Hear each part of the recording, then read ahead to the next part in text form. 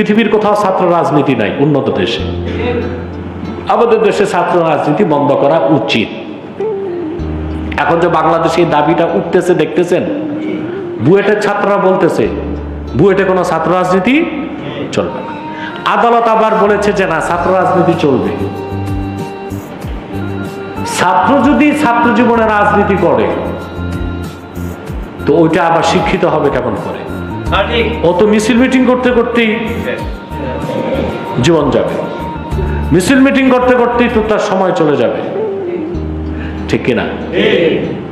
আমার দৃষ্টিতে প্রত্যেকটি পাবলিক ভার্সিটিতে ছাত্র রাজনীতি নিষিদ্ধ করা উচিত। যারা রাজনীতি করে কলেজ বিশ্ববিদ্যালয়ে, তাদের হাতে আর কলম থাকে না, পিস্তল উঠে আসে, ঠিক কিনা?